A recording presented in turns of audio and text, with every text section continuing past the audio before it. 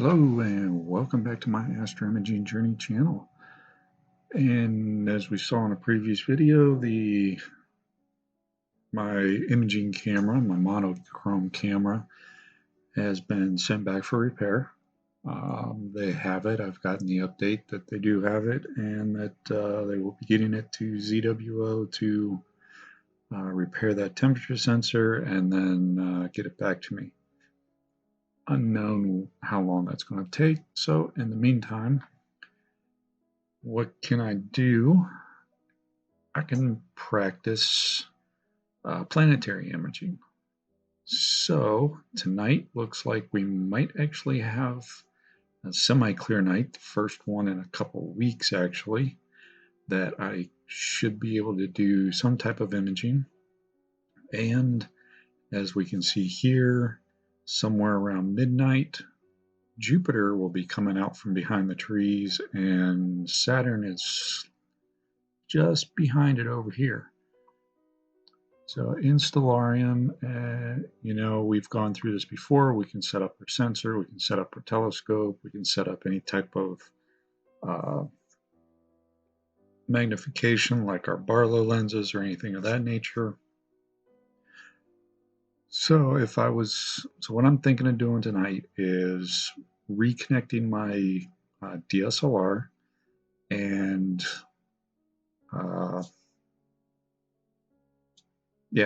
reconnecting my DSLR and imaging using that. Will be unguided, and because in order to put the DSLR back on there, I'm going to have to pull off the off-axis guider and the filter wheel and all that good stuff. So instead of trying to reinvent the wheel, I want to make sure I got a good polar alignment, and then we'll let either the hand controller or the software point us to where we need to be, and hopefully we'll be able to image Jupiter. Now, why is it important to put in our sensor information and everything up here? As you can see, we have Jupiter is centered, so if I scrolled off of it, we can do an F3 and do like M16,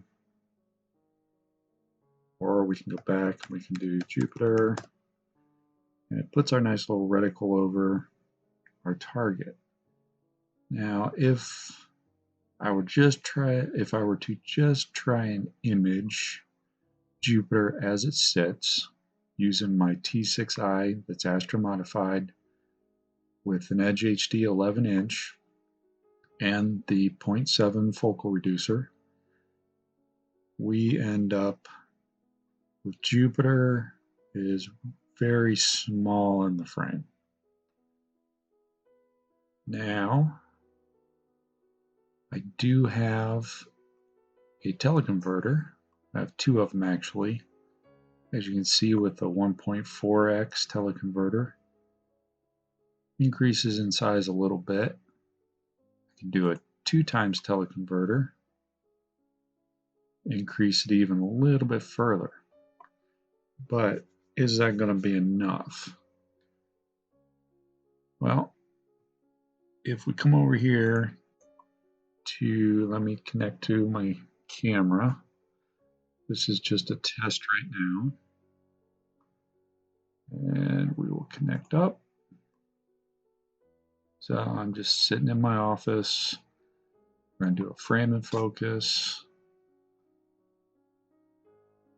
And as you can see, we're just sitting here in my office. Let me focus that in a little bit.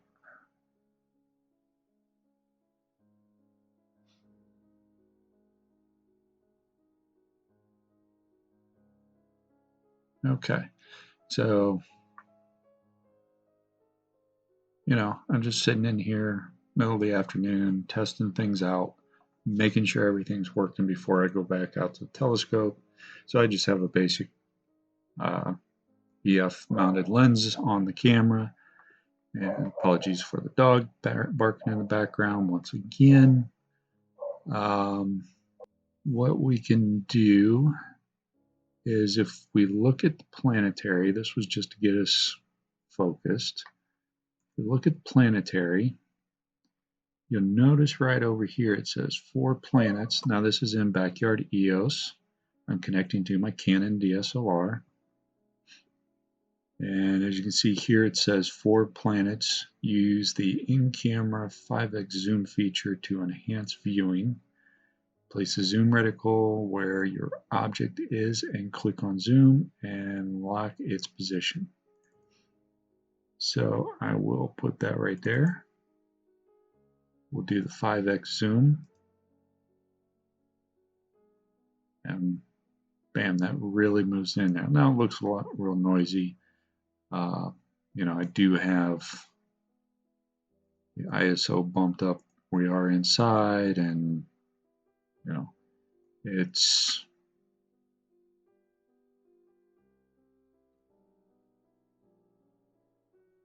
pretty well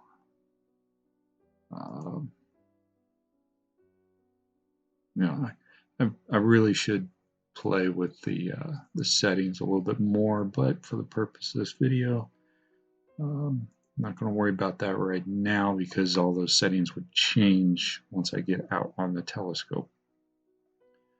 I'm not going to worry about saving the JPEGs. I'm just going to save as an AVI. And we'll just do a real quick test. And we'll just go ahead and start. You know, we've got a 100 count, single loop. We'll do a test on the name, and let's hit record. As you can see up here, it's sampling the frame rate. Frame rate's about 21.8. So 100 will not take very long. And then we just watch our log history here until we see that. Now if I go into that folder, that would be pictures.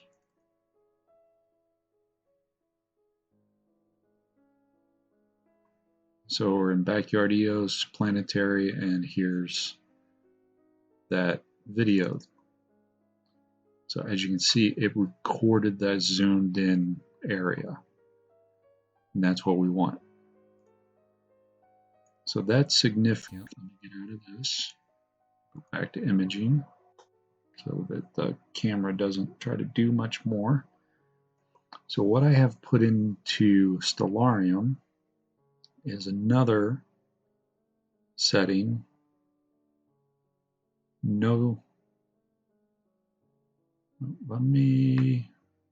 Let's look at that.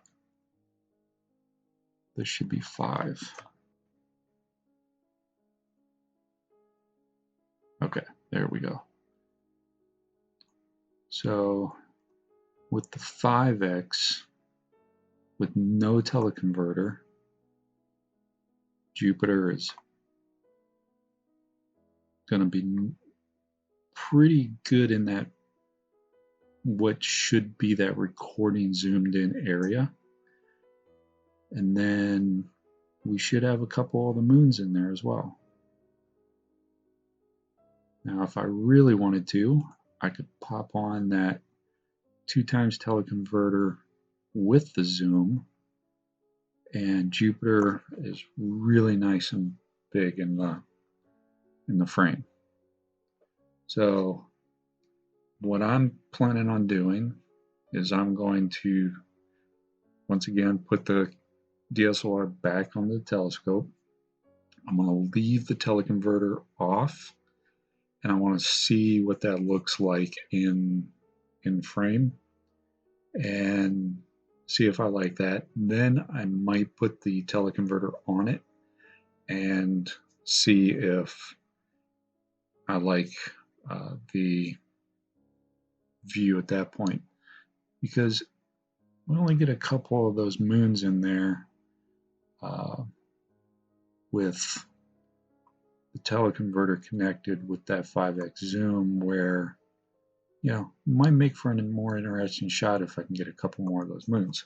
So, not really sure yet on how that's going to play out, but there's two key things that I'm going to need to know, since this isn't the normal setup where I'm going to be using Sequence Generator Pro. How am I going to get on target, and how am I going to attain focus, because I do have that autofocuser. So the first thing I'll go over is the autofocuser. Don't have it connected up right now. We'll have that in the next video when I'm actually doing the recording. This is just the prep work. You can see this says Nightcrawler, but the Nightcrawler and the LiteCrawler use the same software to control it.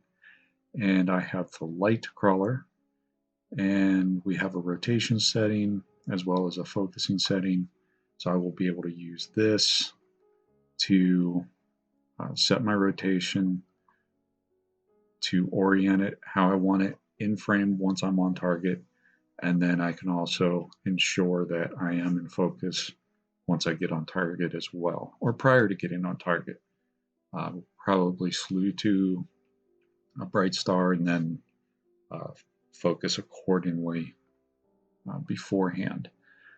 So, and then adjust focus once again once I get onto Jupiter. But how am I going to get onto Jupiter? The first thing that came to mind is hand controller. Do my alignment, and then go into solar system, select Jupiter, and let it slew and go over. However, if I need to make any adjustments, if I'm going to be recording this inside, I don't want to have to go outside, make an adjustment, and play that game. So instead, what I'm going to try to do is use the CPWI software, Celestron Plane Instruments software, and through this I should be able to connect to my hand controller from here and do everything inside. I have used this a couple times before.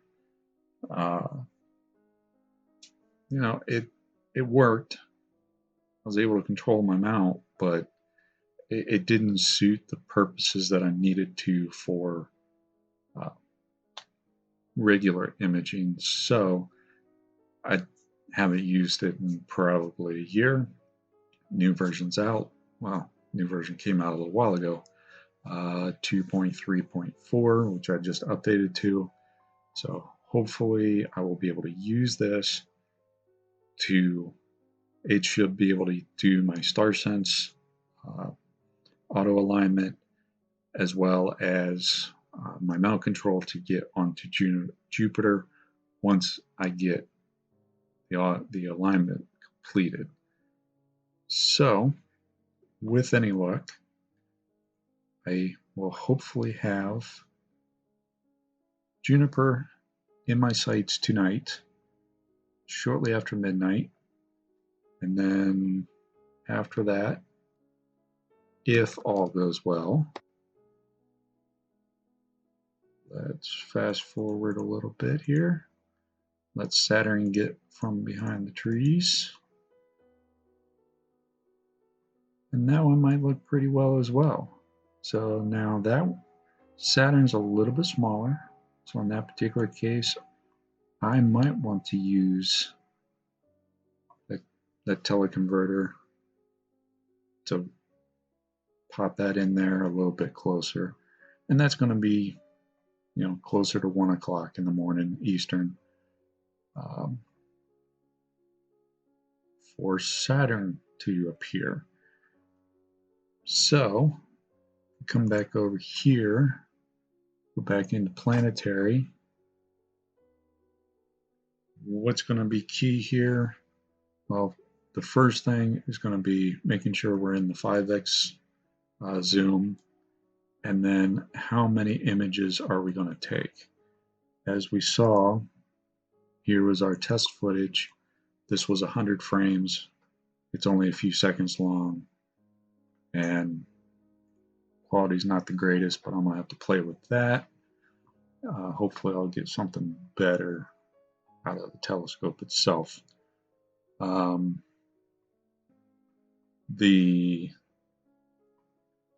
What I think I'm going to shoot for is probably 2,000 images, which should give me about a minute and a half at a 20 frames per second. And if I can do, say, at least 15 loops, if not more, I'm going to start with, obviously I'm going to start with, one set of 2,000, see how the video turned out, and then if I think it's going to work for me, then I will loop it through probably 15 times, if not more, and then I will move over to Saturn, do the same thing. Hopefully that should give me, I'm hoping for about 30 minutes to an hour on each, in at least 15 to 30 files. I'll probably do a loop, 30 loops. That should give me 30 to 45 minutes if everything's looking good.